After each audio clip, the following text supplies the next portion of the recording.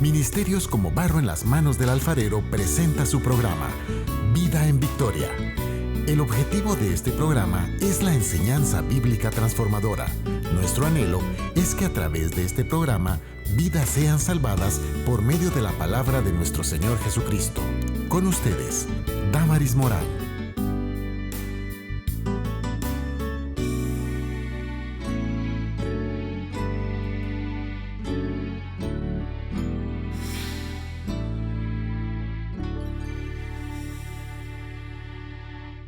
¿Cómo pues invocarán a aquel en quien no han creído?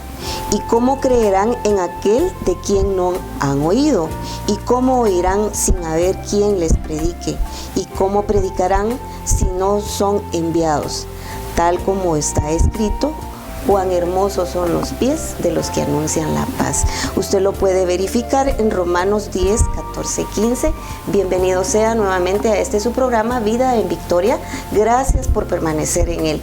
Para el día de hoy, para desarrollar este tema, me acompaña el pastor Juan Carlos Sagastume de la Iglesia Elim Central, a quien le damos la cordial bienvenida nuevamente, pastor.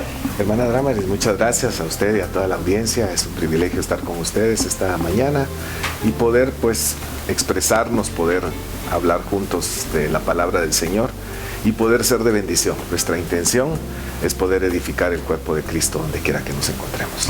Amén. Usted se preguntará cuál es el tema del día de hoy.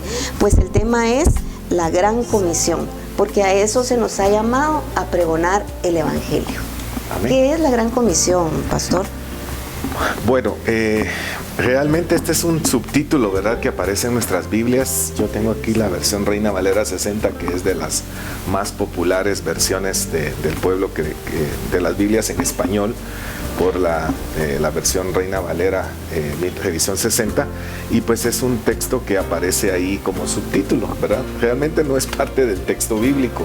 Esto no es inspirado, al igual que no lo son los capítulos ni los versículos, pero pues los autores trataron de colocarnos ciertos parámetros de lo que va a hablar el contexto bíblico para que pues nos ubiquemos, ¿verdad? Y sí, realmente esta es una tarea, es una misión que la iglesia tiene, y yo preferiría usar la palabra misión, ¿verdad? Aunque sé que cada congregación a veces definimos esto de visión, valores. Realmente la misión de la iglesia es una sola, ¿verdad? Y es anunciar el Evangelio, es hacer discípulos del Señor, y no solamente predicar el Evangelio en sí, que tal vez nosotros tendemos a enfocarlo a hacer evangelismo, ¿verdad? Hacer un evangelismo personal, un evangelismo masivo, que se sigue haciendo, gracias a Dios, por esos ministerios que Dios está usando para hacer evangelismo masivo, campañas evangelísticas como se hacía décadas atrás. Pero cada creyente somos responsables por dar testimonio de la fe que tenemos, de quién hemos creído, de por qué lo hemos creído y de quién es aquel en el que hemos creído, ¿verdad?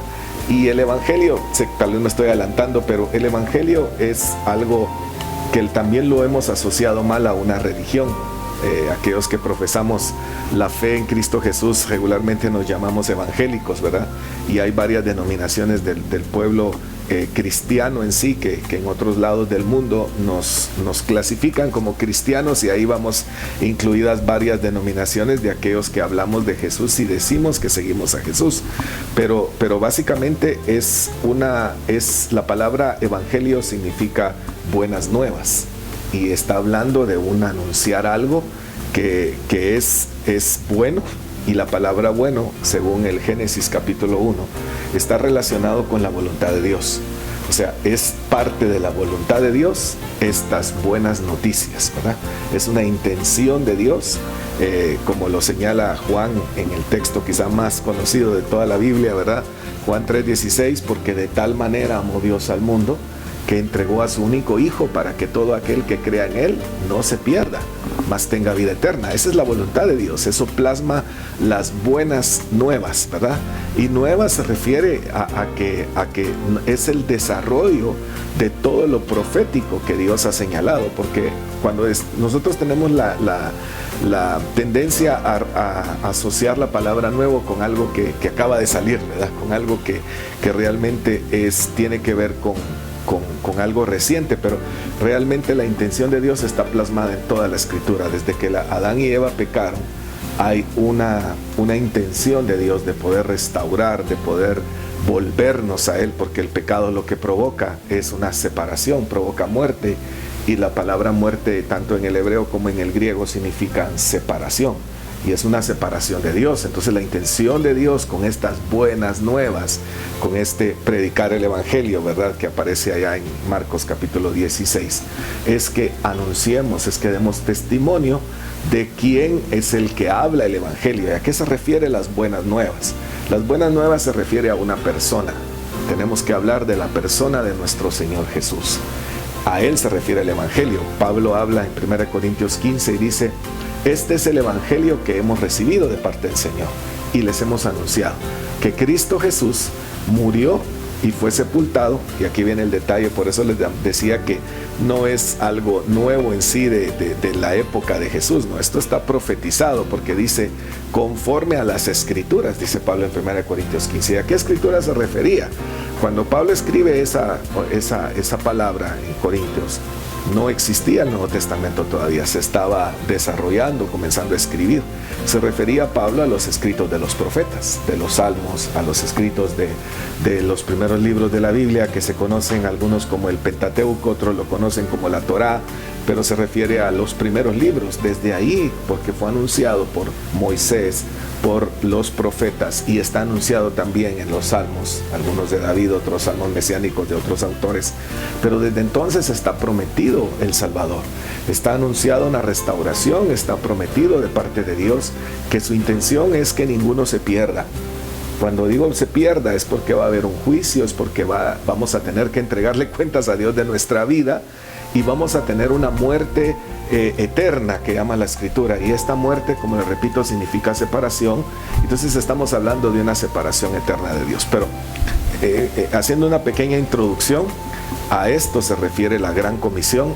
Es la misión de la iglesia que tenemos, tanto de hacer discípulos, y cómo los vamos a hacer, predicando el evangelio, anunciando las buenas nuevas de salvación, para que el que no ha creído crea. Y como dice Juan 3:16, y creyendo en Él, dice, tengamos vida y vida eterna. Una vida que Dios tiene y quiere que tengamos, que trasciende más allá de nuestra vida temporal y en esta tierra. Sí, usted mencionaba que desde el principio se viene anunciando la salvación, ¿verdad? Isaías lo menciona también, y lo vemos como también en el Nuevo Testamento, en Lucas 4:18, donde menciona: el Espíritu del Señor está sobre de mí, por cuanto me ha ungido para anunciar buenas nuevas a los pobres, me ha enviado a proclamar libertad a los cautivos y dar vista a los ciegos, a poner en libertad a los oprimidos. Sí, hermana, desde que Adán y Eva pecaron, vemos en Génesis, creo que capítulo 3, donde vienen Adán y Eva y se dan cuenta de su desnudez. Al haber pecado, dice que vieron que estaban desnudos y sintieron vergüenza. Y esa vergüenza, como resultado del pecado, de haber comido del árbol del conocimiento del bien y del mal, ellos intentaron cubrirse con los medios que ellos consideraban adecuados. Y aquí es donde vemos que la salvación no es conforme a lo que el hombre quiera creer, ¿verdad? Hay un concepto muy popular hoy en día, la gente que habla de religión dice: todas las religiones llevan a Dios, ¿verdad? Y dicen, bueno, es que Dios es como alguien que está en una montaña, y las religiones son como diferentes caminos que nos llevan a esa montaña, al tope de esa montaña. Y suena bonito, ¿verdad? Parece lógico, pero no ese es el plan de salvación. Dios no definió varios caminos para ser salvos, Dios definió un camino. Dios hizo claramente esa observación, porque Adán y Eva se cubrieron con hojas de higo, dice, de higuera. Pero viene Dios, y cuando Dios los confronta y Dios los enfrenta, dice que hicieron, y ellos reconocen, aunque se culpan el uno al otro, etcétera, que es la naturaleza humana, ¿verdad? Tratando de justificarnos cuando hemos pecado, cuando le hemos fallado a Dios. ¿Qué hizo Dios? Dios provoca una muerte. Y eso es un detalle muy interesante y muy importante, porque desde ahí está anunciado cómo Dios iba a salvar, y lo iba a hacer a través de la muerte de un cordero. Y ese cordero que fue sacrificado para que su piel sirviera para cubrir a Adán y Eva, porque fue Dios quien les hizo la cobertura, ¿verdad? Fue Dios quien los cubrió de su desnudez y los cubrió con la piel de un animal. Y algunos piensan que es el cordero, porque eso es lo que se anuncia después, ¿verdad? Cuando está Abraham allá en el monte Moria junto a su hijo Isaac para ofrecerlo en sacrificio. Esa también es otra figura del cordero que salva.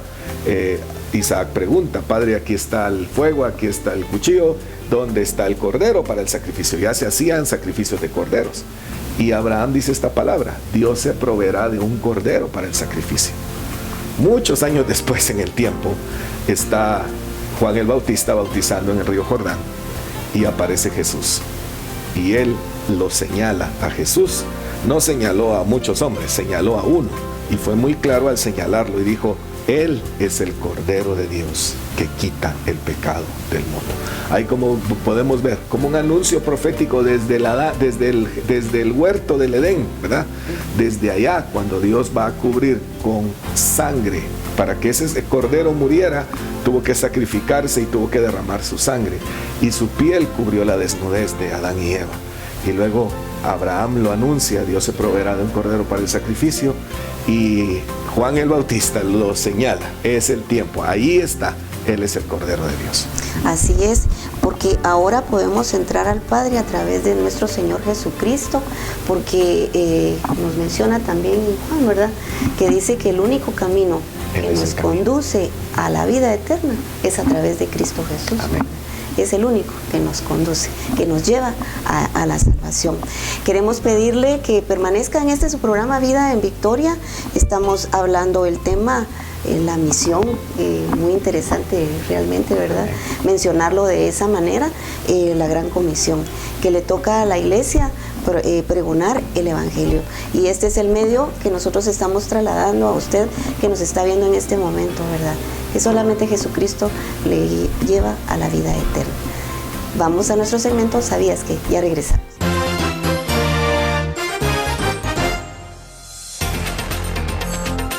Cristiano no significa pequeño Cristo. Según Hechos, los seguidores de Jesús fueron llamados cristianos por primera vez en Antioquía. Seguramente escuchaste alguna vez que usaron este nombre porque eran tan parecidos a Jesús que eran como pequeños Cristos. Pero la palabra cristiano significa mesianista.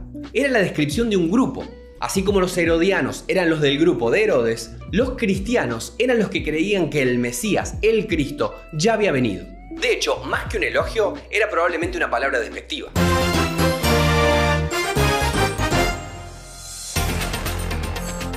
La importancia que tiene la iglesia en esta gran misión o comisión. Gracias por permanecer en su programa Vida en Victoria. Suscríbase a este canal y vea usted los temas que se han dado con anterioridad. Cada tema pues viene a bendecir nuestra vida, a darnos conocimiento también de la palabra del Señor, que es lo que más a nosotros nos llena, hablar de la palabra, vivir conforme a la palabra del Señor, tener esa relación con el Señor, pues más que todo. La Gran Comisión tiene una importancia especial para la iglesia porque resume su misión de evangelizar, bautizar y discipular a aquellas personas que no conocen del Señor. ¿Esa es la importancia de la iglesia, pastor? Sí, así es, hermana Damaris. Volviendo un poquito a la pregunta anterior, la palabra misión tiene que ver con nuestra razón de ser. Y la palabra comisión es a quiénes son los que envió el Señor a cumplir esa misión.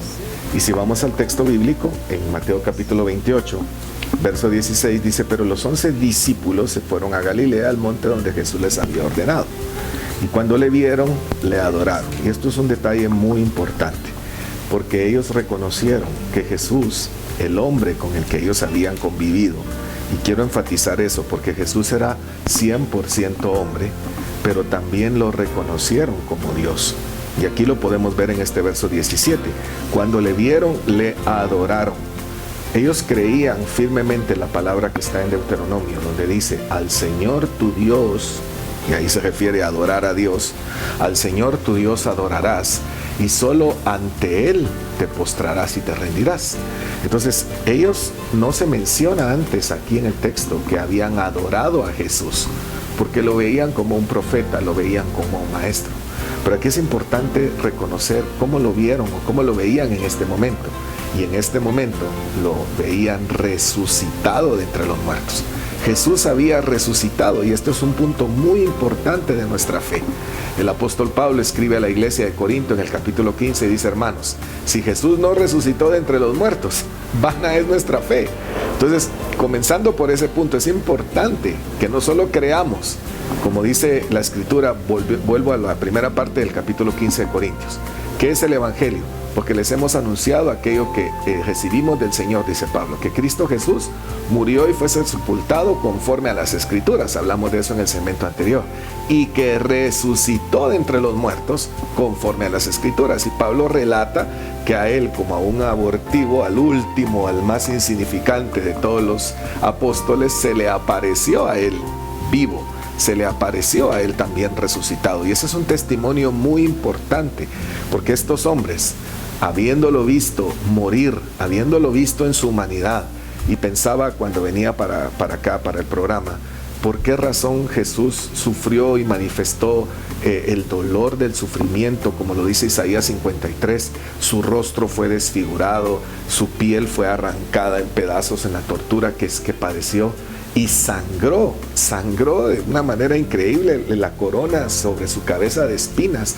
Eso manifestaba una gran inflamación en el cuero cabelludo y hacía que las espinas se metieran más y sangrara más.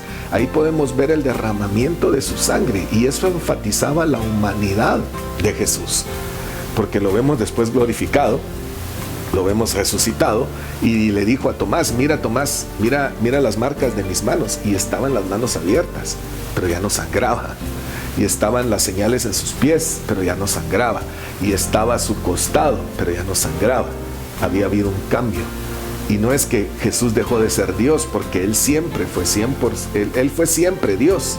Nada más que, como dice Pablo en Filipenses capítulo 2, se humilló a sí mismo tomando la forma de hombre, tomando la forma de un ser creado por Él mismo. Porque Pablo en Colosenses dice que todas las cosas fueron hechas por Él, por medio de Él y para la gloria de Él.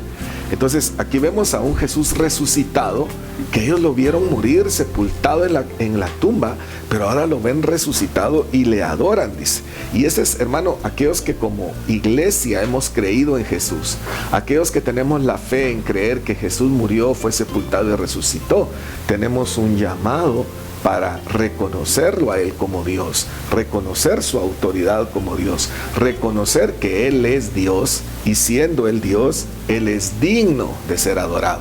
Y siendo el Dios, Él es digno de que nos postremos. Pero oiga, pero algunos dudaban. Y este es el conflicto que hoy hay. Quizá tú te encuentras dudando en este momento. ¿Verdaderamente Jesús es Dios? ¿Verdaderamente eso que me han hablado de la religión será algo cierto? ¿Será algo verdadero? Y esa palabra dudaban en la traducción es como estar en una encrucijada de un camino, ¿verdad? Es si tomo para la derecha o tomo para la izquierda, no sé qué camino tomar. Y mi hermana Damaris recordaba el texto de Juan cuando dice Jesús mismo: yo soy el camino, la verdad y la vida.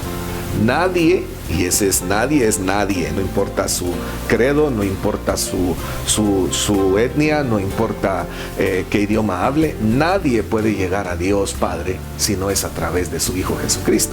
Entonces, acá es donde Él dice, le habló a los suyos, los ubicó, ahora que le reconocen como Dios, les habló y les dijo: toda potestad me es dada en el cielo y en la tierra. ¿A quiénes les dijo eso? A sus discípulos, a aquellos que habían creído en Él. Y aquí no estaban solamente aquí dice que estaban los 11 discípulos, estaban en Galilea. Pero después, cuando Él asciende al cielo, hablando de la ascensión, que es otro momento, dice que había muchos discípulos con Él. Había una gran cantidad de personas. Hechos capítulo 1 dice que se manifestó vivo, resucitado, a más de 500 hermanos. Y ellos lo vieron vivo. ¿Quiénes lo vieron vivo? Los que habían creído en Él. Ya no lo vieron los fariseos, ya no lo vieron los sacerdotes, Anás y Caifás no lo vieron, Pilatos no lo vio resucitado. Ellos le hicieron creer a la gente, como vemos en el contexto del capítulo 28, que los discípulos habían llegado de noche a la tumba y que se habían aprovechado de que soldados romanos, miren la contrariedad de esto, soldados romanos que tenían que pagar con su vida si se quedaban dormidos. ¿Usted cree que esos soldados iban a quedar dormidos? ¿A cuántos de nosotros nos han dejado velando y nos quedamos dormidos, ¿verdad? Pero si nos dicen, mira, si te dormís, te vamos a matar, ¿oíste? Yo creo que hubiéramos puesto un poco más de atención y cuidado a no dormirnos. Pues ellos le hicieron creer al pueblo que los soldados romanos se habían dormido y los discípulos habían llegado de noche, habían quitado la piedra que cubría la tumba y se habían robado el cuerpo de Jesús para negar su resurrección. Y hoy hay muchas dudas acerca de la resurrección dentro del mismo pueblo evangélico. Entonces, eso es preocupante porque verdaderamente, si no hemos creído que Jesús murió, fue sepultado y resucitó de entre los muertos, aún no tenemos salvación y vida eterna. Porque eso es lo que dice el apóstol Pablo. Todo aquel que confiese con su boca que Jesús es Señor y crea con su corazón que Dios le levantó de entre los muertos, ¿qué dice? Será salvo. Entonces, hasta este momento, estos hombres con sus debilidades de fe, que los vimos salir huyendo a todos cuando capturaron al Señor, que se fueron a esconder, que estaban reunidos a puertas cerradas, que tenían muchas dudas. Ahora, aunque aquí hay algunos dudando todavía, ellos fueron plenamente convencidos, plenamente afirmados en su fe en Jesús. Y eso es lo que nosotros, aquellos que sin ver, porque aún nosotros no le hemos visto, yo en lo personal no he visto al Señor, pero he creído en Él. Y el Señor le dijo a Tomás que no creía, ¿verdad? Y que dijo, hasta que yo no lo mire, no voy a creer. ¿Qué le dijo el Señor? Tomás, no seas incrédulo. Bienaventurados aquellos que sin ver creyeron, ¿ya? Y esos somos nosotros, aquellos que no le hemos visto, pero que le esperamos y sabemos que un día le vamos a ver. Somos la iglesia, somos los comisionados. Usted y yo somos los llamados. Somos aquellos que, como el apóstol Pedro dice, que somos un linaje escogido, real sacerdocio, nación santa, pueblo adquirido por Dios. ¿Para qué? ¿Para qué nos adquirió el Señor? Nos adquirió para anunciar las virtudes de aquel que nos llamó. ¿Y de dónde nos llamó el Señor? De las tinieblas, del pecado, de una vida separada de Dios, a su reino de luz admirable. Somos nosotros, la iglesia, los llamados a esa comisión. Así es, porque cuando andábamos en tinieblas, pues venir a Cristo Jesús, ahí se marca la diferencia. Así es. Porque ya no vivimos esa vida pasada, ¿verdad? Y el Señor viene y echa todo. Somos nueva creación. Nueva creación. Me traía a la memoria cuando usted estaba hablando de la misión de nuestro Señor Jesucristo, como Él llama a los discípulos para que le sigan, ¿verdad? Y el Evangelio pues no es fácil. Poder creer es a través de la fe, lo que usted mencionaba. Y eso es lo que muchas veces nos falta a nosotros, ¿verdad? Creer. Cuando el Señor, Él parte, dice, me voy, pero les daré un consolador, que es el Espíritu Santo.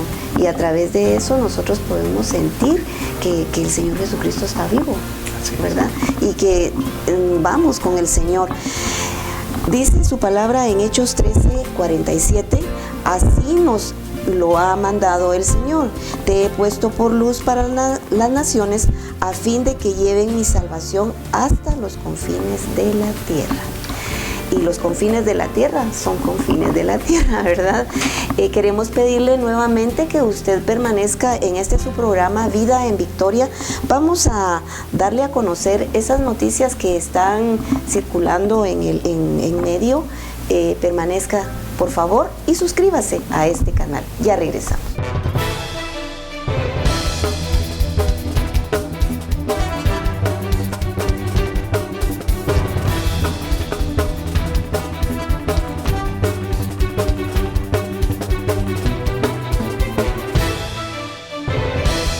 Para nadie es un secreto que estas fechas, ya sea por cultura, por comercio o con intenciones satánicas, se celebra el Halloween. Hoy queremos inspeccionar a fondo lo que sucede durante estos días. Adrián Pose nació en una familia cubana que practicaba la brujería desde que él era niño, y él también se vio envuelto en este mundo. Dios llegó a su vida y hoy es un pastor que incluso ha ayudado a figuras reconocidas de Cuba a salir de estas prácticas. Hoy nos acompaña para darnos una mirada profunda a lo que muchas veces ignoramos del Halloween. Le damos la bienvenida, pastor, gracias por acompañarnos. Bueno, gracias por ustedes la invitación. Un placer, pastor. Pastor, vamos al punto. Usted vio lo que sucede en estas fechas. ¿Qué es lo que hacen los brujos durante Halloween? Sí, Anton LaVey, el padre fundador de la Iglesia Satánica, declaró una frase muy famosa y él dijo, parafraseando, él dijo, qué bueno que aunque sea una vez al año, los niños adoran a Satanás. Fíjese qué curioso. Él reconoce que en estas fechas, en estas festividades, se adora al diablo, consciente o inconscientemente. Bueno, bastante impresionante. Sabemos que entonces para la iglesia satánica es una celebración, pero ¿qué actividades específicamente son las que realizan durante estos días? Hay sacrificios abiertos Ujú. y hay sacrificios, por así decirlo, ocultos. Entonces, ahí existen incluso desde, no solamente hoy en día, sino desde antaño, desde hace muchos siglos, milenios, sacrificios de niños, sacrificios humanos, a niveles de pactos satánicos muy profundos. En nuestro caso, como familia, nunca practicamos, gracias a Dios, sacrificios humanos, pero sí sacrificios de todo tipo de animal, en lo que es la brujería, la hechicería, porque el diablo simplemente usa los principios de Dios, los principios de sacrificio de animales del antiguo pacto para Wow. aplacar la ira de Dios, que esto era símbolo de lo que Cristo vendría a ser, que era aplacar la ira de Dios para nosotros poder ser salvos con ello de él, que es nuestra Pascua. Dios pasó por alto su juicio y el diablo demanda sacrificios para él empoderarse sobre una persona, una familia, un territorio. Precisamente Halloween es una de las tantas maneras que el diablo tiene para enraizarse en una cultura, en un territorio, en una nación y en las familias, en las personas. Bastante claro lo que sucede, pastor, y esto es un debate que todos los años surge. Hay quienes dicen, no voy a practicar de los rituales, simplemente voy a disfrazarme del personaje favorito del cómic, pero nada más voy a ir a la fiesta, no voy a participar de los rituales. ¿Cómo mira usted estas personas que dicen esto? Claro, la Biblia declara, por falta de conocimiento pereció mi pueblo. Y es importante conocer el poder que tienen, el poder espiritual negativo, que tienen lo que la Biblia llama los objetos anatemas. Claro. Hay objetos que son destinados a la adoración del diablo, hay simbolismos, hay objetos, hay imágenes, hay cosas que son dedicadas claramente, abiertamente al ámbito de las tinieblas, al reino de las tinieblas.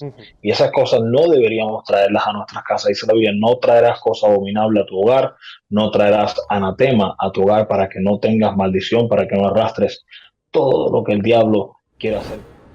Desde su perspectiva, ¿qué debería estar haciendo la iglesia durante estos días? Obviamente, la misma postura del apóstol Pablo, pues no ignoramos las maquinaciones del diablo. Toda maquinación, toda artimaña de Satanás debe ser expuesta claramente ante la iglesia para que no cometan el error de traer maldición a su casa, de traer entidades espirituales demoníacas a su vida, a su familia, innecesariamente.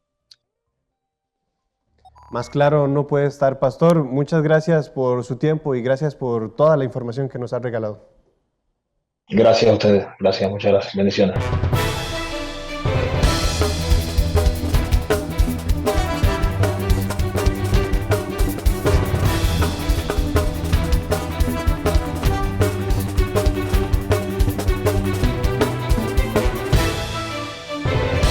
Gracias por permanecer en este su programa Vida en Victoria.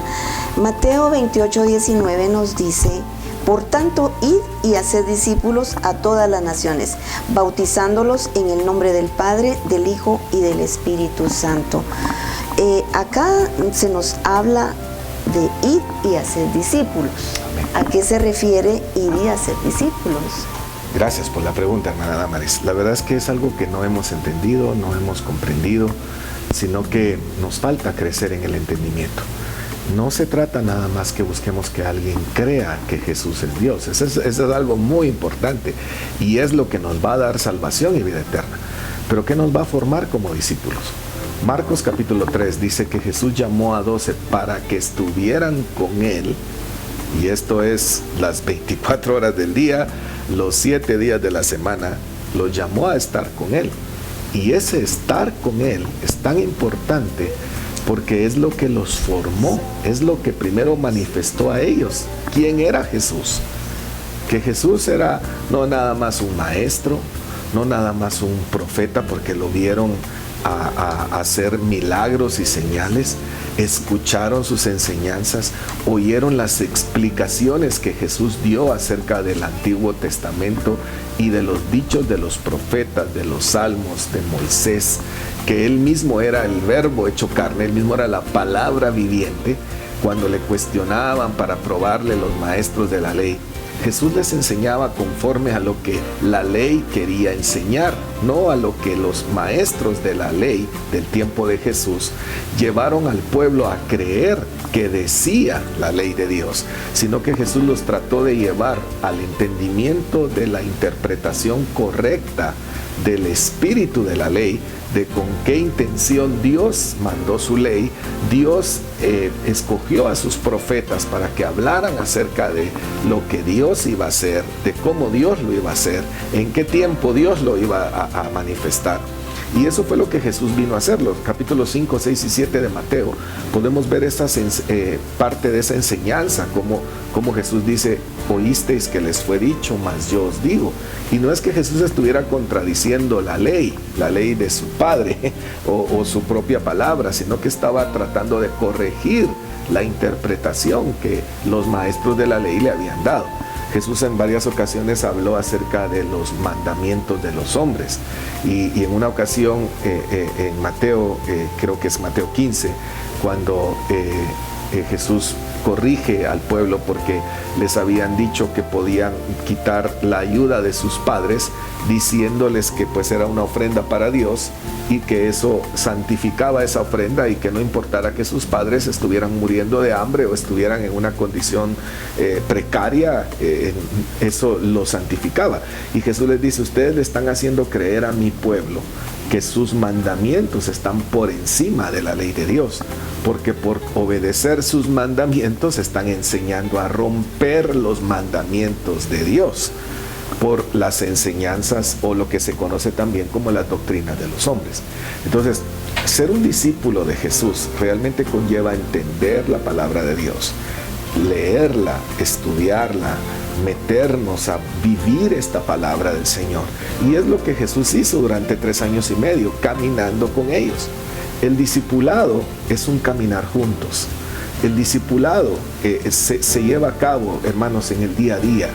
Sé que nosotros en algunas denominaciones o iglesias tenemos reuniones en casa que le llamamos discipulado, ¿verdad?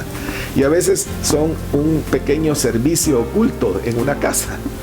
Pero es más que eso. Eso es parte de nuestra reunión de adoración del fin de semana en un templo, en un edificio. También es parte de eso, porque somos un cuerpo y nos tenemos que desarrollar como cuerpo de Cristo. Pero el discipulado es el caminar con el Señor y con otros creyentes del Señor, para que nos sometamos a Jesús, para que nos metamos bajo su ley y sus mandamientos y busquemos, como dice acá. Miren el proceso. Por tanto, id y haced discípulos a todas las naciones. Dios no hace acepción de personas. Y oiga, bautizándoles en el nombre del Padre, del Hijo y del Espíritu Santo. Otra versión dice, discípulos a todas las naciones, metiéndolos en la realidad. Dice, la palabra bautizándolos significa metiéndolos en una realidad del nombre, en el nombre del Padre, o sea, de la identidad que tiene el Padre y cuál es, qué es nuestro Padre, quién es Él. Jesús les habló a sus discípulos del Padre. Les dijo: cuando oren, oren Padre nuestro. Les habló de su Padre, les dijo: yo no vine a hacer mi voluntad, sino la voluntad de mi Padre. El texto que mencionábamos: nadie viene al Padre si no es a través del Hijo. Yo soy el camino, la verdad y la vida al Padre. Pero también la realidad de quién es el Hijo. El Hijo también es Dios. Y como Hijo de Dios, Él vino a servir. Él dijo: yo no vine a ser servido, yo vine a dar mi vida en rescate por muchos. Cuando habla en Juan 10 acerca de que Él es el buen pastor dice: su vida da por las ovejas. Vemos a un Dios que se hizo hombre y nunca dejó de ser Dios, sino que siendo Dios, ¿de qué se despojó entonces? Se despojó de su voluntad para hacer la voluntad de su Padre. Él les dijo a sus discípulos, yo no vine a hacer mi voluntad, sino la voluntad de aquel que me envió. Y también la realidad del Espíritu Santo.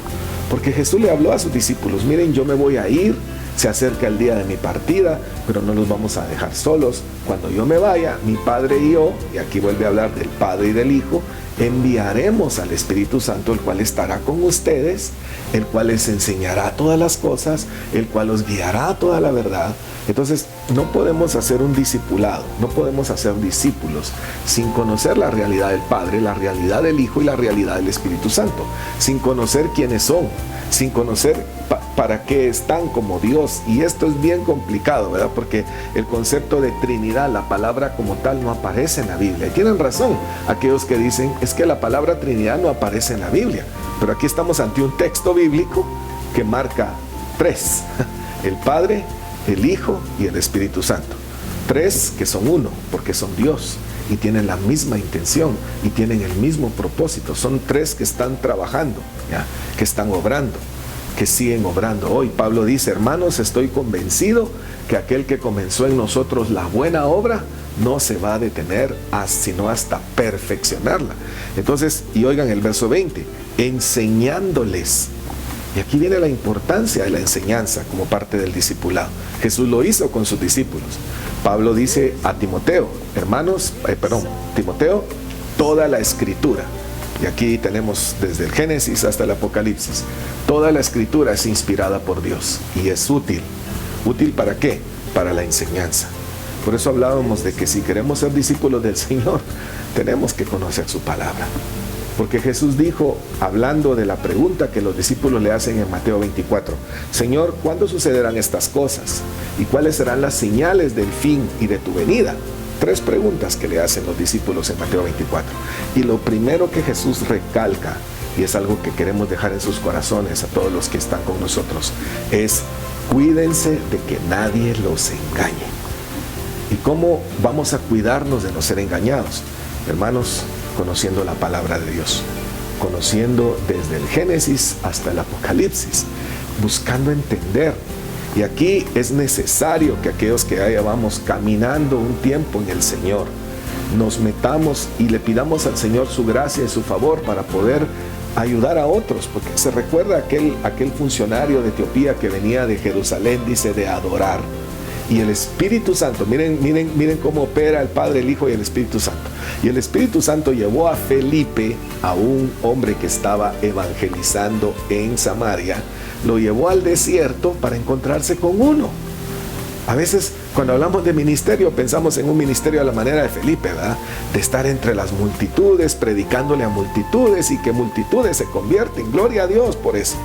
Pero también, si somos servidores de Dios, debemos de estar dispuestos a ir a uno que necesita que alguien le explique, a uno que necesita que alguien le dé una razón de lo que habla la Escritura y a través de la Escritura lo lleve a la fe en Cristo Jesús. Porque eso fue lo que pasó con ese hombre. Dice que el Espíritu Santo lo puso al lado del carro donde iba y le hizo esta pregunta: ¿entiendes lo que estás leyendo? ¿Cuántos de nosotros leemos la Biblia y no entendemos? Pero no entendemos y no hay quien nos explique, y no hay quien nos corrija, y no hay quien nos guíe por el texto bíblico. Y entonces dice que Felipe, comenzando de esa escritura, y lo que estaba leyendo era Isaías 53, y aquel hombre no sabía de quién estaba hablando el profeta Isaías.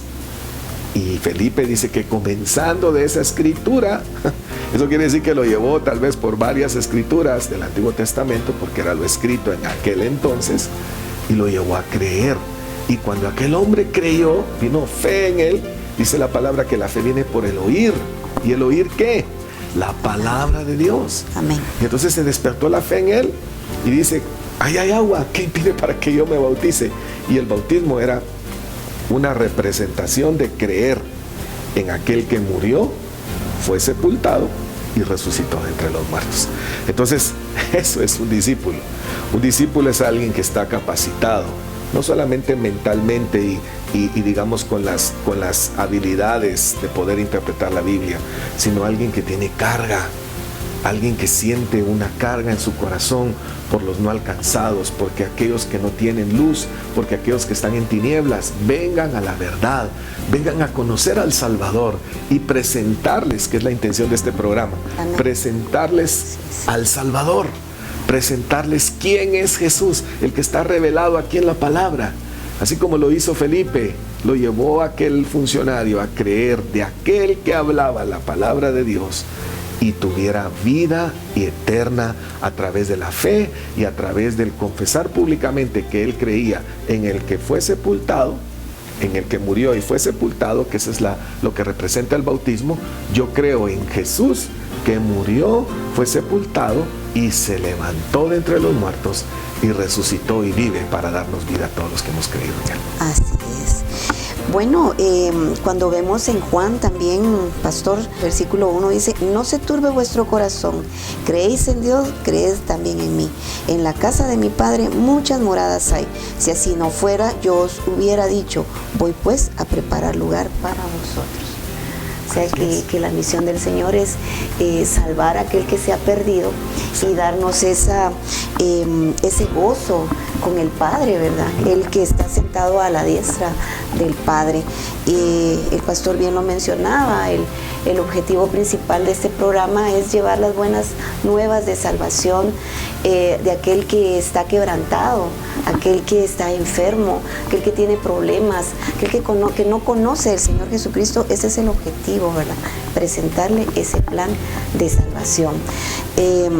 Y la verdad dice: no me avergüenzo del Evangelio, porque es poder de Dios para la salvación de todo aquel que cree, de los judíos primeramente, pero también a los gentiles. Usted lo puede leer en Romanos 1:16.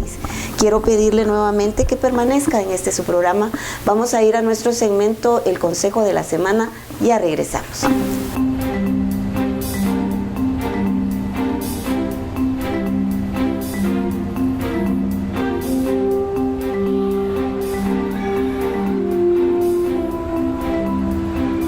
Yo le voy a probar mi propia teoría, de que cada quien lucha por lo suyo. Es cuestión de supervivencia. No todo el mundo es igual, don Heriberto. Yo tengo mi teoría. Los niños reaccionan según su educación. Ya lo verá. Nunca, nunca.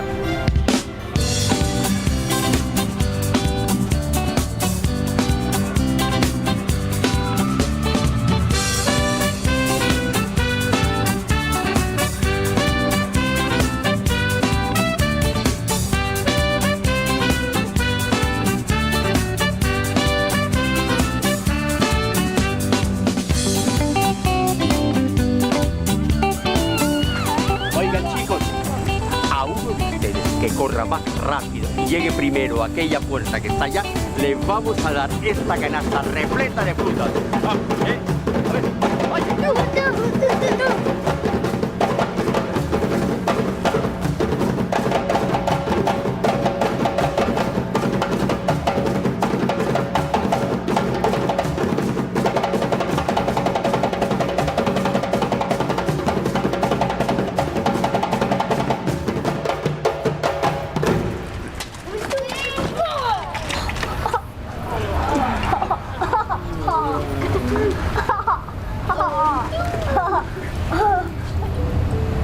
Lo siento, Heriberto, pero su teoría esta vez le falló.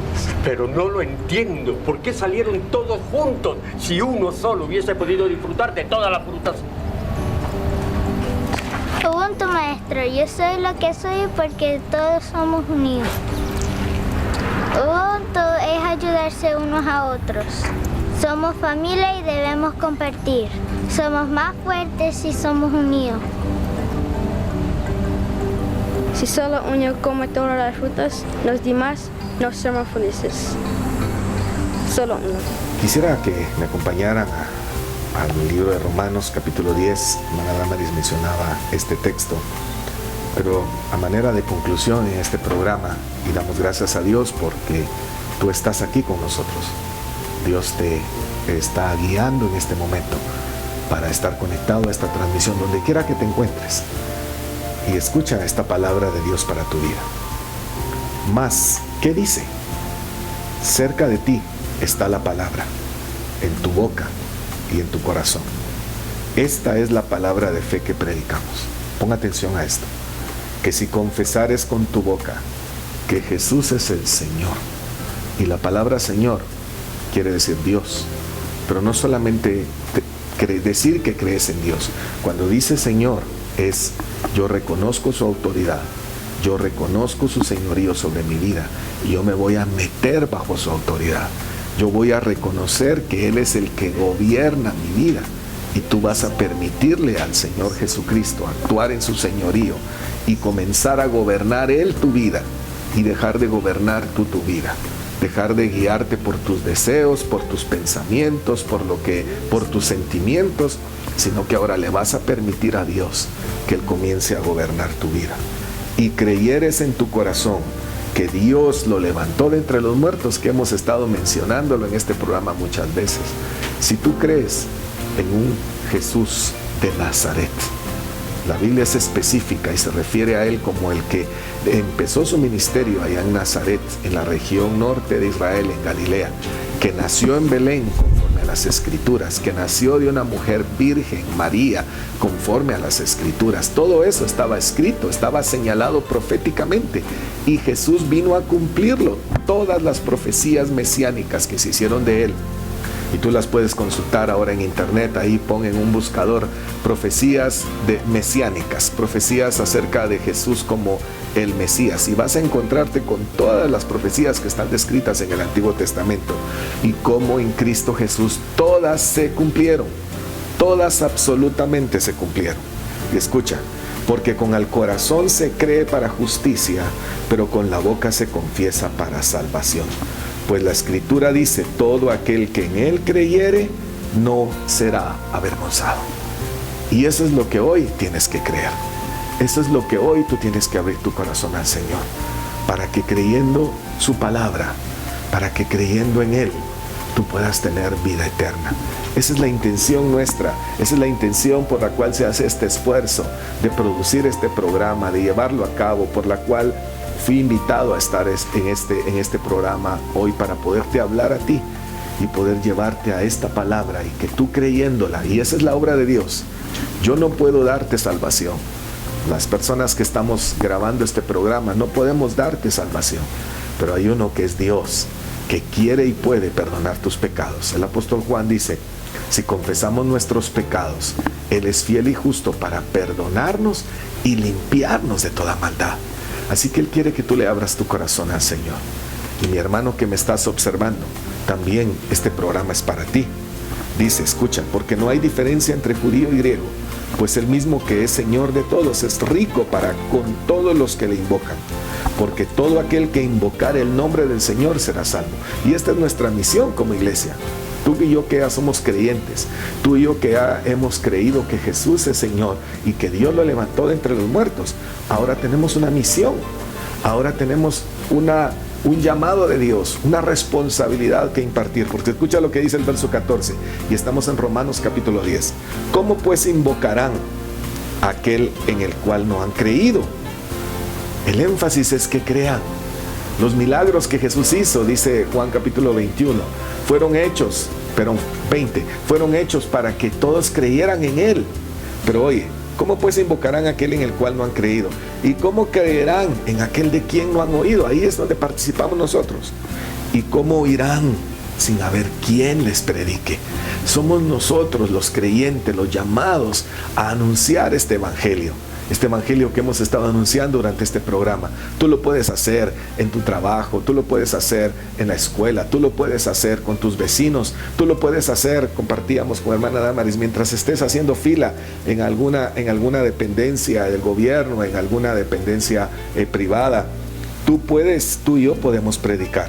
¿Y cómo predicarán si no fueren enviados? Aquí la importancia de la iglesia, porque como está escrito, cuán hermosos son los pies de los que anuncian la paz, de los que anuncian las buenas nuevas. Esa es nuestra responsabilidad de iglesia.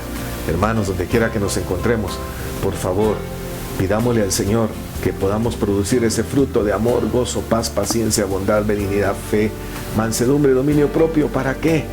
para que aquel que no ha creído crea, para que tu transformación como un creyente ahora en Jesús, que puedas manifestar que antes estábamos en tinieblas y ahora estamos en luz, que las cosas viejas pasaron y aquí todas están siendo hechas nuevas. Conforme tú y yo nos sometamos al señorío de Jesús, conforme tú y yo nos dejemos guiar por el Espíritu Santo y seamos revestidos de ese poder de Dios, ¿para qué? Para darnos vida y que nuestra vida cambie y dé fruto de Dios. Conforme tú y yo demos fruto, esa va a ser una señal para que otros también crean. Al ver tu transformación, al ver el milagro que Dios está haciendo en tu vida, cambiando tu vida, renovando tu manera de pensar, cambiando tu manera de hablar, y la gente diga, pero ¿qué le hicieron a ese Juan Carlos? Así me llamo yo, me voy a poner yo de ejemplo. ¿Qué le hicieron? ¿Por qué ahora es otro hombre? Porque ahora es distinto, porque ahora ya no habla igual, porque ahora sus pensamientos son diferentes, porque ahora está manifestando amor, porque ahora está ayudando al prójimo. ¿Por qué le hicieron? ¿Quién le hizo ese cambio? Tú puedas dar testimonio. El que me cambió, el que me ha hecho nueva creación, es el que está escrito en la palabra de Dios. Se llama Jesús. Se llama Jesús de Nazaret. Su nombre es el Salvador y quiere salvarte a ti también, como me salvó a mí. Y esas van a ser las pequeñas puertas que Dios va a ir abriendo y las oportunidades que Dios nos va a ir dando para que podamos predicar el Evangelio de nuestro Señor Jesucristo. Amén, así es. En alguna oportunidad usted ha estado en tinieblas, literalmente, ha entrado a algún lugar donde no haya luz. Sí. ¿Y cómo se siente? Se siente uno un poco turbado, sobre todo cuando es un lugar que uno no conoce, ¿verdad? Porque a todos nos ha pasado, creo yo, que en casa de repente estamos de noche y se va la luz, pues ya más o menos decimos, bueno, estaba en la sala, por aquí hay estos y estos lugares, ya más o menos nos ubicamos.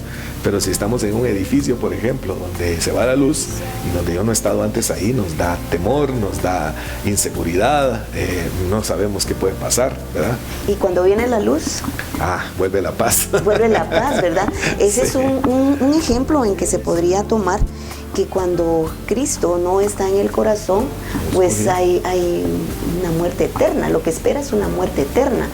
Cuando Cristo viene y viene la luz, porque Él es la luz, pues ya es diferente. Esperamos una vida eterna con Cristo, hay una gran diferencia. Entonces, al hablar usted del inicio del Génesis, vemos cómo se puede vivir en oscuridad, pero cuando Cristo viene, se puede vivir en la luz. Entonces... Y un detalle importante, hermano Gámez, perdón la interrupción. Si vamos al Génesis 1, ahí vemos que la tierra estaba desordenada y vacía. ¿Cuántas vidas hoy están fuera de orden? Vacías quiere decir sin propósito, donde tú estás viviendo, existiendo cada día y te preguntas cuál será el propósito de mi vida. Pues tu propósito está en Dios. Y podemos ver ahí como que el Señor empieza a poner orden. Y en medio del caos y en medio de las tinieblas que usted mencionaba, habla y dice Dios. Y el Espíritu de Dios se movía sobre la faz de las aguas, en oscuridad, en tinieblas, en medio del pecado.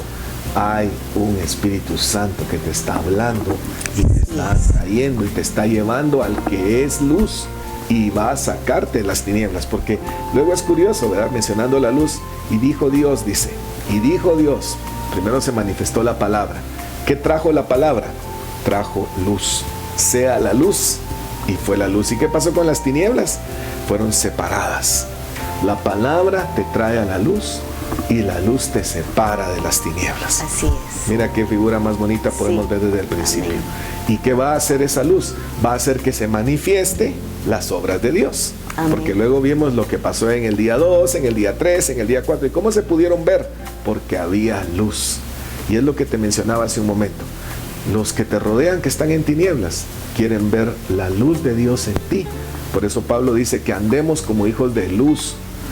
¿Qué quiere decir? Mostrando las obras de Dios en nosotros, para que los que están en tinieblas vean en tu vida luz y tú los puedas guiar al autor de la luz. Así es. Pero también mencionamos que la palabra profética más segura es la palabra del Señor. Y siempre he dicho que la palabra es un manual de vida para nosotros, pues que si nos tomamos el tiempo para poder leerla, nos vamos a nutrir, porque necesitamos en nuestro cuerpo humano alimentarnos 3 veces al día, muchas veces hasta un poquito más, ¿verdad? Pero ¿por qué no alimentamos nuestro espíritu de la palabra de Dios?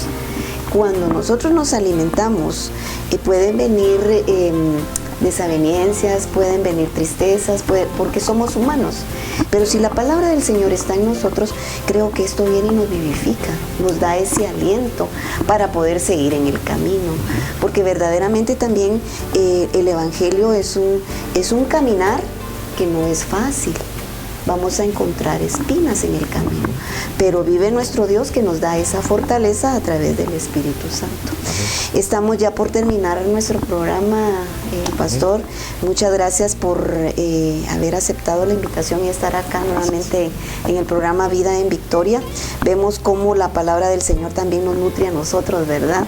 Y sin antes irnos, yo quiero leer en Romanos 10:17, en donde se mencionaba anteriormente, pero dice así: así que la fe es por el oír y el oír por la palabra de Dios.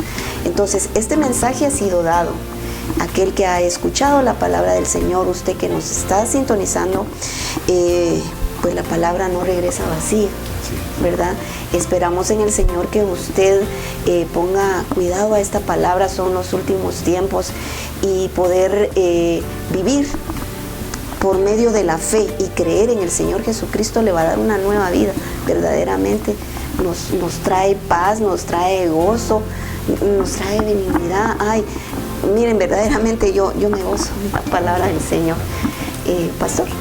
Bueno, antes de terminar quisiéramos orar y quisiéramos invitarte para que en este momento tú tomes la decisión de entregarle tu vida a Jesús, de reconocerlo como tu Señor y tu Salvador, de reconocer lo que aquel funcionario etíope que aparece en Hechos, en los primeros capítulos, ahí lo puedes buscar, hizo cuando Felipe le demostró de quién estaba hablando la palabra de Dios.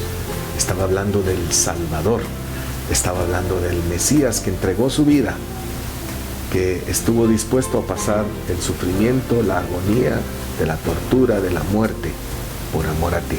Repito el pasaje de Juan 3:16, porque de tal manera amó Dios al mundo, que entregó a su Hijo para morir, entregó a su Hijo para ser el Cordero de Dios, y que a través de su muerte y de su sacrificio, tú pudieras hoy recibir esa vida eterna que Dios tiene para ti. Él pagó tu culpa, Él pagó tu condenación, Él murió como un pecador sin ser pecador. Y Romanos capítulo 5 dice: en esto nos demuestra Dios su amor, en que siendo nosotros pecadores, Cristo Jesús murió por nosotros. Él murió tu muerte, Él tomó tu lugar, tomó el mío, para que si hoy crees en Él, tú recibas vida, recibas propósito, empieces a ordenar tu vida y te conviertas en un discípulo de Jesús. La invitación que te hacemos no es a que te cambies de religión. Lo que te estamos presentando es a Jesús como el Salvador, y que creyendo en Él tengas vida y vida eterna. Así que queremos orar por ti. Señor, gracias por este programa, este medio de comunicación. Gracias, Señor, por todas las puertas que tú abres para que este programa pueda llegar hacia nuestros amigos donde quiera que se encuentren, Señor, hacia tu iglesia, hacia tu pueblo. Oramos por aquellos que en este momento, Señor, están abriendo su corazón a ti, están tomando la decisión de convertirse en discípulos, de convertirse en seguidores de Jesús, y que tú traigas a través de ese caminar siguiéndote, de ese caminar, Señor, buscando hacer tu voluntad, tú traigas una transformación en sus vidas, tú traigas orden a sus vidas, tú traigas, Señor, luz a sus vidas, y que ellos a su vez se conviertan en luz para otros, se conviertan en luz para su familia, y que ellos los puedan encaminar al Salvador, que ellos los puedan encaminar a aquel que puede darles vida y vida abundante. Señor, les bendecimos donde quiera que se encuentren. Perdona sus pecados, escribe sus nombres en el libro de la vida, Señor. Bendecimos a ellos y a sus familias, y que esta experiencia que hoy tienen, tú los guíes para encontrar un lugar, una congregación donde se predique tu palabra, tu verdad, y que ellos puedan crecer y madurar como discípulos de Jesús, y hagan de otros también discípulos de Jesús. Les bendecimos, Señor, y te damos gracias. Gracias, Padre, en el nombre de Jesús. Amén y amén. Y antes de despedirme, solo quiero invitarte a que si nos estás escuchando a través de las redes sociales, te suscribas a ellas para que este programa pueda seguirte llegando y actives ahí las notificaciones para que cuando haya un nuevo programa te llegue una notificación y puedas verlo y puedas ser edificado como cuerpo de Cristo. Amén, así es. Si tú hiciste la oración de fe, pues haz tu comentario a este programa. Quiero agradecerte por tomarte el tiempo en ver este programa, porque realmente pues nos viene a edificar y a construirnos una nueva vida en Cristo Jesús. Que el Señor te bendiga y te guarde. Hasta la próxima.